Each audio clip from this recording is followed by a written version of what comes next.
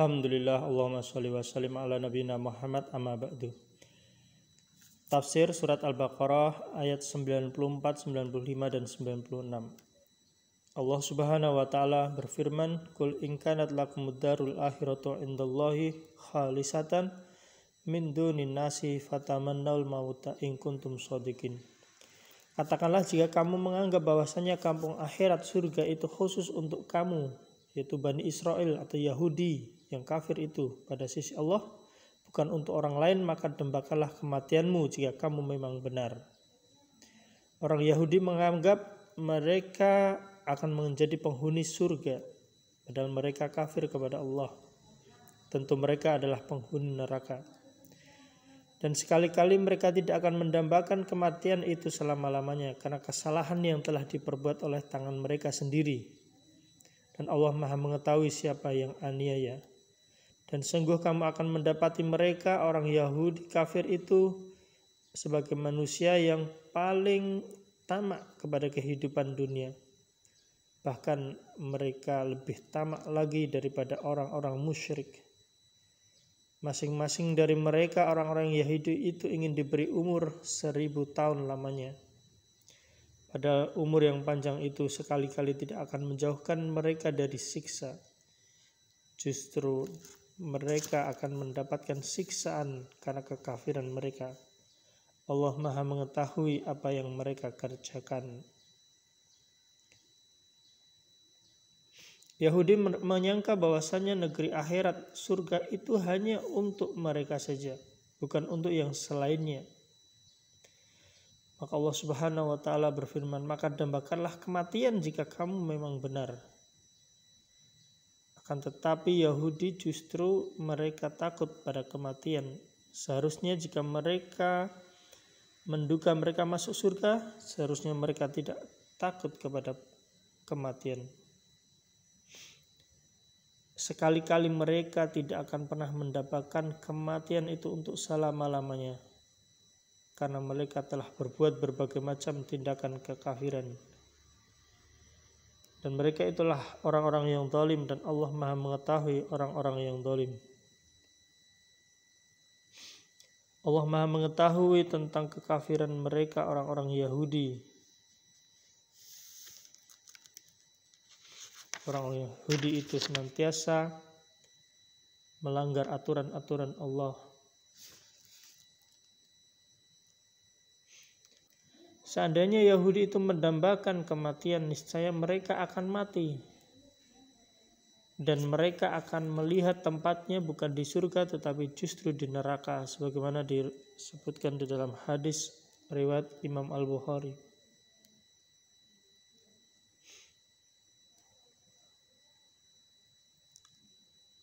Orang-orang yang menganut agama Yahudi itu mengaku bahwasanya mereka itu kekasih Allah, padahal mereka sebenarnya menentang Allah. Mereka tidak akan mengharapkan kematian karena mereka mengetahui sebenarnya mereka adalah penjahat yang senantiasa melanggar syariat Allah. Dan Allah Maha mengetahui orang-orang yang zalim. Sesungguhnya kematian yang kamu lari darinya, maka sesungguhnya kematian itu akan menemui kamu, dan kamu akan dikembalikan kepada Allah yang mengetahui hal yang gaib dan yang nyata. Lalu akan diberitakan kepada kalian apa yang telah kalian kerjakan, sebagaimana disebutkan di dalam surat Al-Jumu'ah ayat 6-8. Yahudi yang dilaknat oleh Allah, mereka menganggap diri mereka adalah sebagai anak Allah, sebagai kekasih Allah, padahal mereka adalah orang-orang yang mendustakan Allah. Bahkan mereka mengatakan tidak akan masuk surga kecuali orang Yahudi dan Nasrani. Itulah orang-orang kafir yang mereka menyangka mereka adalah orang baik, padahal mereka adalah orang-orang yang jahat yang menentang perintah Allah.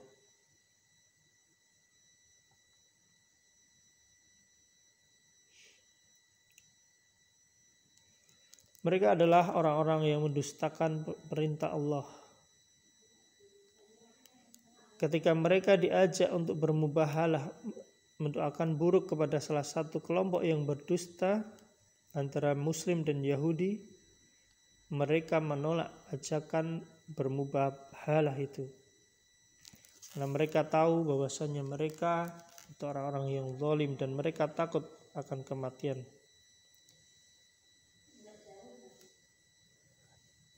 Kejadian ini pernah terjadi di masa Rasulullah Shallallahu Alaihi Wasallam, sebagaimana ketika kaum Nasrani Najran diajak bermubahalah, mereka berbuat kekafiran padahal hujah telah mengalahkan mereka.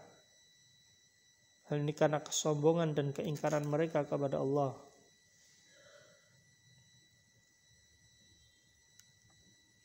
Ini sebagaimana disebutkan di dalam surat Ali Imran ayat 61. Siapa yang membantah tentang kisah Nabi Isa alaihissalam, yang beliau adalah hamba Allah manusia, utusan Allah, bukan seorang Tuhan, maka orang Nasrani tersebut diajak untuk bermubahalah, untuk memanggil anak-anak, istri-istri, kemudian bermubahalah siapakah yang berdusta yang akan mendapatkan laknat Allah.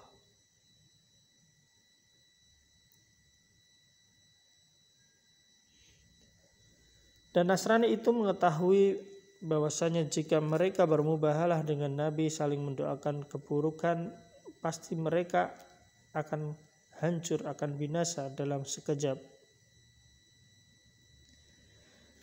Maka Nasrani tersebut tahu bahwasanya mereka akan musnah ketika bermubahalah dengan Nabi.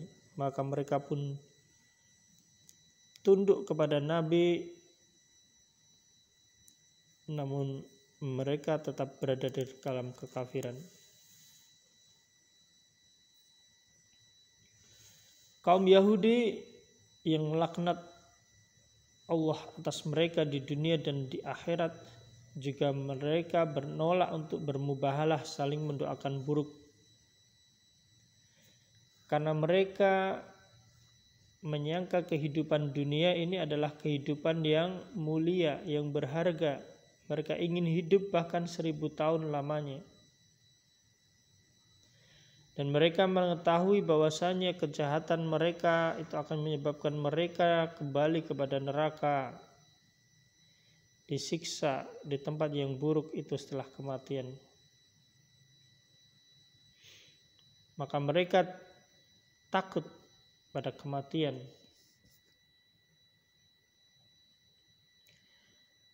Kaum Yahudi itu adalah mereka kaum yang paling ambisius terhadap kehidupan dunia. Mereka ingin mereka hidup selama 1000 tahun di dunia. Mereka menyangka dunia ini adalah tempat yang paling mulia. Mereka tidak menginginkan kematian, mereka takut pada kematian karena mereka tahu kejahatan mereka, pelanggaran mereka terhadap syariat Allah akan menyebabkan mereka binasa di neraka. Mereka menginginkan kiranya mereka dapat hidup di dunia 1000 tahun lamanya. Masing-masing orang Yahudi mereka ingin diberi usia 1000 tahun lamanya, ingin panjang umurnya, padahal mereka hidup dalam berbagai macam dosa-dosa, menentang perintah Allah. Maka mereka takut akan kematian, takut akan hari berbangkit, takut akan neraka, takut akan akhirat. Mereka tidak ingin mati. Mereka adalah orang yang paling tamak dengan kehidupan dunia.